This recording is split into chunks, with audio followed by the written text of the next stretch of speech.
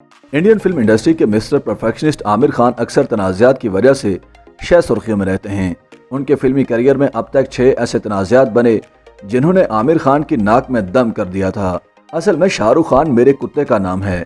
जी हाँ, ये बयान नहीं है बल्कि अपने बयान की वजाहत दी थी आमिर खान ने, यानी शाहरुख खान को कुत्ता कहा था उन्होंने। आमिर खान ने एक ब्लॉग में लिखा था कि मैं एक पेड़ के नीचे अपनी अम्मी और जुनैद के साथ गेम खेल रहा हूँ और शाहरुख मेरे पाँव चाट रहा है। बीच बीच में शाहरुख को बिस्किट दे रहा हूँ। इससे ज़्यादा मुझे और क्या चाहिए।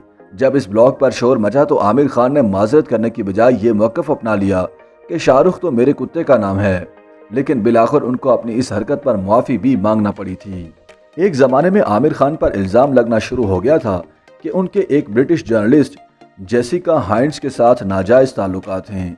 आमिर ने इस पर ठंडे तरीके से वजाहत या इनकार करने की बजाय इतना गुस्सा किया था कि बस इस तनाज़े से उन्हें बहुत नुकसान पहुंचा था। फिर एक लड़का जॉन सामने आया जो मुबैना तौर पर आमिर और जेसिका का लव चाइल्ड था।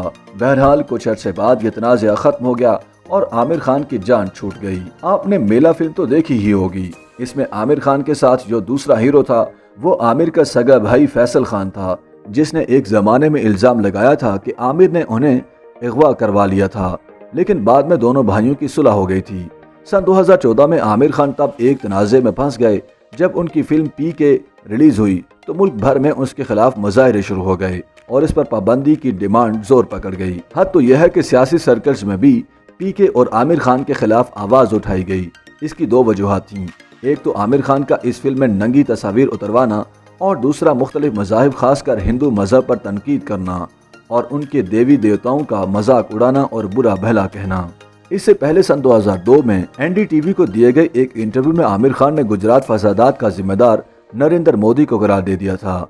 उस वक्त मोदी इंडिया के प्राइम मिनिस्टर नहीं बल्कि गुजरात के चीफ मिनिस्टर थे। इस बयान पर लोग आमिर खान के पीछे पड़ गए थे। हालांकि ये क्लियर था कि आमिर ने मोदी को बिलवास्ता तौर पर जिम्मेदार करार दिया था, मगर बीजेपी के चाहने वाले इस बयान को अभी तक नहीं भूले। जो घाव इस बयान ने उनके दिल पर लगाए हैं वो भरने का नाम ही नहीं ले रहे।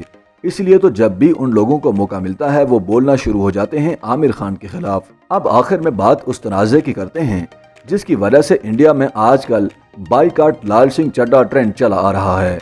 ये बात है 2015 की, जब आमिर खान ने कहा था कि इंडिया के हालात इस कदर खराब हो चुके हैं कि मेरी बीवी किरण राव को इंडिया में रहते हुए भी डर लग रहा है।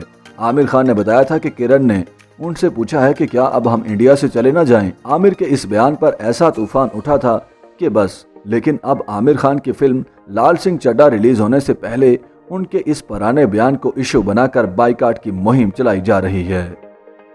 YouTube पर गूगली न्यूज देखने के लिए youtube.com की सर्च बार में गूगली न्यूज टीवी टाइप करें। गूगली न्यूज के पेज पर सुर्ख रंग के सब्सक्रिप्शन वाले बटन पर क्लिक करना ना भूलिए। YouTube पेज पर अपलोड होने वाली वीडियोस से बाखबर रहने के लिए बेल आइकन पर क्लिक कीजिए। आपको हर नई वीडियो के बारे में नोटिफिकेशन मौसूल हो जाएगा।